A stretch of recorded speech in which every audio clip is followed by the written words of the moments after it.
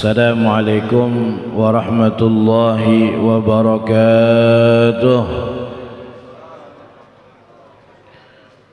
Bismillahirrahmanirrahim.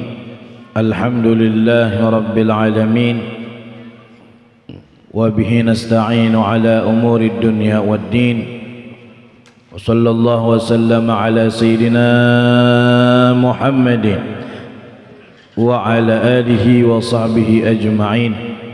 Subhanaka la ilma lana illa ma 'allamtana innaka antal alimul hakim. Rabbi shrah li sadri wa yassir li amri wahlul 'uqdatam min lisani yafqahu qawli bijahin nabi wa alihi wa sahbi amma ba'd. Alhamdulillah, puja dan puji syukur kita aturkan kehadirat Allah Subhanahu wa taala yang masih membimbing kita, memberikan hidayahnya kepada kita sehingga kita masih bisa berhadir di majelis rutinan kita ini.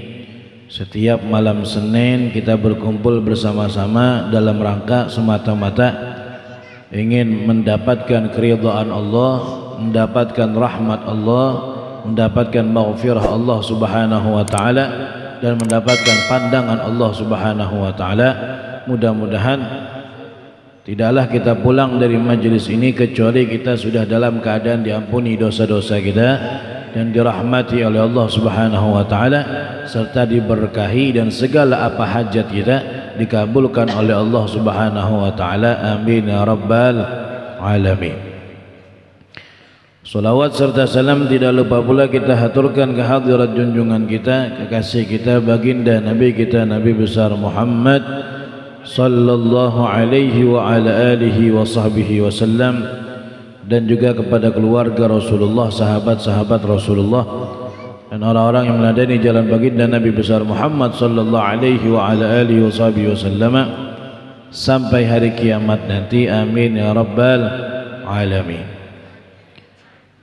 Hadirin dan hadirat yang berbahagia rahimakumullah, kembali kita melanjutkan lagi pelajaran kita di dalam kitab An-Nasaihud Diniyah yang dikarang oleh Al-Habib Abdullah bin Alawi Al-Haddad. Qala radhiyallahu anhu wa nafa'ana bihi wa ulumihi fid darain amin. Wa qala alaihi salatu wassalam, dan telah bersabda Rasulullah sallallahu alaihi wasallam, hudur majlis ilmi, hadir dalam satu majlis ilmu, afdal, lebih utama, min salati alfi rak'atin, daripada salat 1000 rakaat, wa iyadati alfi maridin, dan menengok atau membesuk 1000 orang yang sakit, wa huduri alfi janazatin, dan menghadiri 1000 jenazah. Al-hadis, hadis Rasulullah sallallahu alaihi wasallam. Nah, jadi di dalam hadis ini masih Al-Habib Abdullah Al-Haddad, beliau menjelaskan kepada kita tentang keutamaan hadir majelis ilmu. Di antaranya hadis di sini menyebutkan hadirnya kita di satu majelis ilmu. Contoh kayak majelis kita sekarang ini atau majelis-majelis ilmu dimanapun diadakan, maka lebih utama dan lebih afdal daripada orang sholat sebanyak 1000 rakaat. Kira-kira adalah yang di majelis ini sholat sunnahnya 1000 rakaat? Adalah kira-kira? Ada? Jangankan 1000, hendak sholat tarawih aja melihat jadwal imam dulu. Bilanya yang imam ini pindah lambat, di rumah aja sembahyang. Bilanya pindah laju, hanyar tulah ke masjid. 23 rakaat aja itu, apalagi 1000 rakaat. Kira-kira kedadapang yang tegawi 1000 rakaat di majelis ini sholat. Nah, tapi duduknya pian di majelis ilmu, hadir pian dalam satu majelis ilmu atau majelis ta'lim yang alhamdulillah kayak kita pada malam ini maka itu ujar Nabi Muhammad SAW lebih afdal daripada orang yang 1000 rakaat. Itu pun kalau tegawi yang 1000 rakaat tadi itu najar kita. Kalah masih afdalnya dengan duduknya pian di sini untuk hadir majelis taklim mendengarkan ilmu. Tidak cukup sampai di situ aja, lebih lagi daripada itu. Kata Nabi apa? Wa iyadati alfi maridin, dan lebih afdal daripada menjenguk 1000 orang yang sakit. Ada orang sakit kita jenguk, kan luar biasa fadilahnya.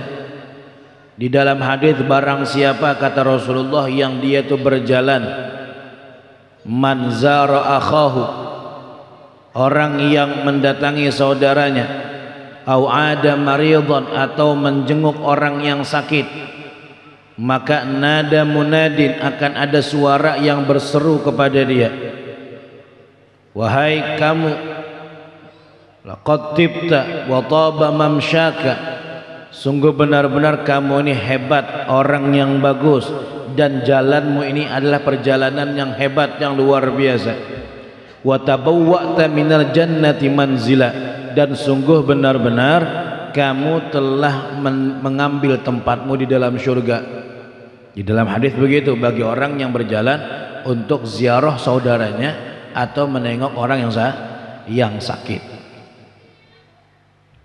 Itu satu orang sakit. Kayak apa kalau seandainya pian bisa sehari menengok 10 orang sakit, atau mungkin lebih lagi daripada itu, sampai 1000 orang sakit. Pernahlah kira-kira pian sehari bisa menengok 1000 orang sakit? Ya mungkin aja bang lah, di rumah sakit kumpulakan 1000 orang langsung sama satu ruangan kita datangi, itu 1000 juga ngarannya. Tapi mahal ngarannya kan gitu. Nah, tapi itu semuanya kalah dengan hadirnya pian di majelis taklim. Masih afdal duduknya di majelis taklim daripada menjenguk 1000 orang sakit. Lebih lagi daripada itu, wa huduri alfi janazatin, dan menghadiri 1000 jenazah. Ada orang meninggal dunia, kita datangi, kita takziah, kita ikut mensolatkan, kita ikut menguburkan, itu pahalanya besar. Man shalla ala janazatin falahu qirat, kata Rasulullah, atau kama qala, barang siapa yang mensolati jenazah maka dia dapat pahala 1 qirat. Kemudian barang siapa yang dia ikut menguburkan sampai ke kuburannya, maka falahu qirat, dia dapat 1 qirat, jadi 2 qirat. Salatnya dapat 1 qirat, kemudian sampai ke pemakamannya dapat 1 qirat. Berapa 1 qirat ini ukurannya? Wal qirat, 1 qirat itu kata Nabi mithlu jabalil Uhud, seperti gunung Uhud besarnya 1 qirat itu. Jadi pian mensolati jenazah satu itu dapat pahala 1 qirat, yang kayak pahala sebesar gunung Uhud. Bila sampai ke kubur dapat 1 qirat lagi, jadi 2 qirat. Itu 1 orang jenazah. Bayangkan kalau seandainya sehari pian bisa mensolatkan 10 jenazah, oh, luar biasa.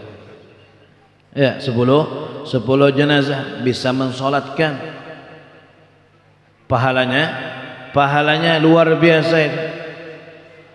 Tapi itu semuanya seandainya ada orang bisa mensolatkan 1000 jenazah, kalah masih dengan 1 kali hadir majelis ilmu.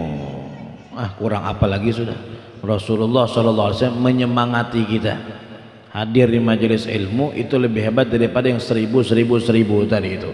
Alhamdulillah kita bisa hadir di majelis ilmu. Bukan majelis ilmu aja, tadi juga kita sudah awali dengan majelis Quran, kita awali juga dengan majelis salawat, kita awali dengan majelis pembacaan sirah nabawi, kemudian puji-pujian kepada Nabi Muhammad SAW, lengkap di majelis kita ini. Ya, semuanya lengkap, ditutuplah dengan majelis ilmu. Alhamdulillah, mudah-mudahan bisa istiqamah insyaallah.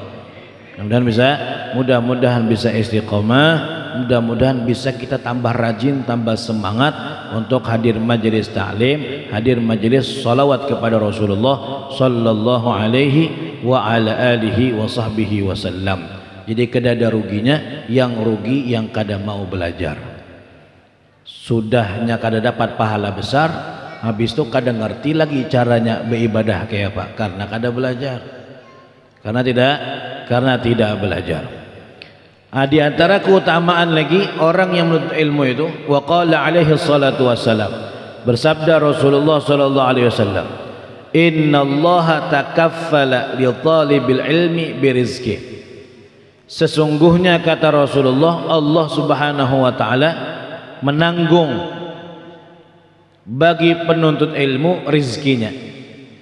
Jadi rizkinya ditanggung oleh Allah orang yang penuntut ilmu itu.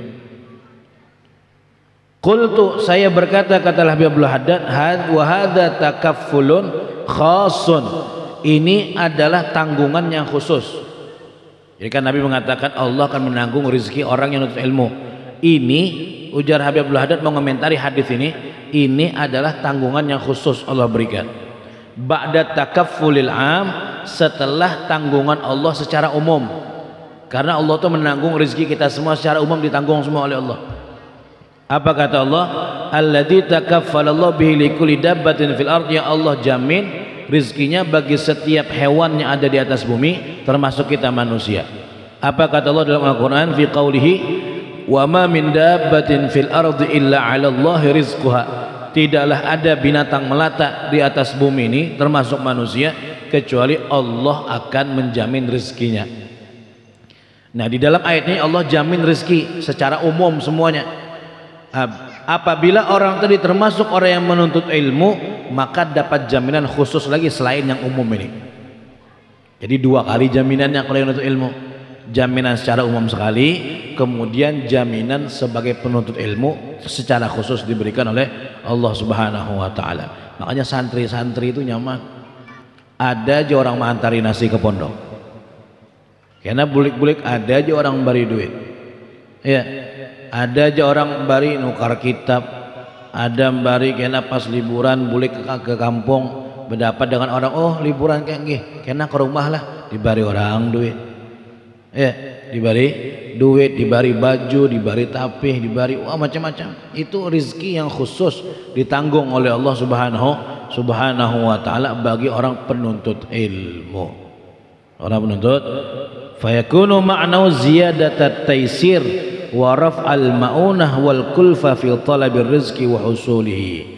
Maknanya adalah Allah Subhanahu wa taala memudahkan bagi penuntut ilmu rizkinya dan kesusahannya di dalam menuntut ilmu, mendapatkan rezeki dan menghasilkan rezeki, wallahu a'lam. Nah, tapi di dalam hadis yang lain, selain kita disuruh menuntut ilmu, apabila kita sudah dapat ilmu, maka ada perintah lagi dari Rasulullah SAW. Apa kata Nabi? Ta'allamul ilma, belajarlah ilmu, ujar Nabi. Belajar ilmu, jadi belajar ilmu. Karena bila sudah dapat ilmunya, Nabi melanjutkan apa? Wa ta'allamu lil ilmi as-sakinata wal waqar. Dan belajarlah kalian setelah dapat ilmu apa? As-sakinah, ketenangan. Tenang. Artinya orang yang berilmu itu, ujar Nabi, harus jadi orang yang tenang. Kalau jar bahasa Banjar, jangan terlalu abut. Jangan terlalu abut. Jangan terlalu banyak gerak, jangan terlalu begayaan sana, begayaan sini, cucuk pinggang sana, cucuk pinggang sini. Misalnya ini contoh. Karena tadi itu jar Nabi, setelah belajar ilmu, belajarlah tenang. Tenang, duduk tenang, jangan tapi banyak pandir, berjalan yang wibawa, jangan menjatuhkan mur'ah ilmu, jangan menjatuhkan kehormatan ilmu. Akhirnya orang kada hormat lagi. Pamannya Sidin alim, masya Allah, tapi Sidin dengan orang tuh polos-polosan aja, bergaya, ketawa-tawa, bahak-bahak. Akhirnya orang kada wibawanya turun, jar bahasa kita. Wibawanya turun, akhirnya wani orang menggayai. Tapi kalau Sidin jaga sakinah wal waqar, tenang, karena keagungan ilmu tadi itu, ta'allamul ilmi as-sakinah wal waqar, ujar Nabi. Ilmu itu dihiasi dengan tenang, kemudian jangan terlalu banyak melakukan hal-hal yang sia-sia, yang tidak ada manfaatnya. Maka wibawa, ilmunya wibawa, yang mengemban ilmu ini juga wibawa di hadapan orang. Jadi bukan sekedar ilmu aja, dihiasi ilmu tadi, dihiasi dengan adab dan dihiasi dengan apa? Dengan sakinah wal waqar. Mudah-mudahan Allah berikan kemudahan kita semuanya bisa menuntut ilmu dan Allah berikan kefahaman kepada kita sebagaimana fahamnya Nabi Muhammad SAW dan fahamnya para ulama, fahamnya khulafaur rasyidin, fahamnya orang-orang yang soleh. Jadi supaya kita kada salah faham di dalam memahami syariat yang dibawa oleh Nabi besar Muhammad SAW.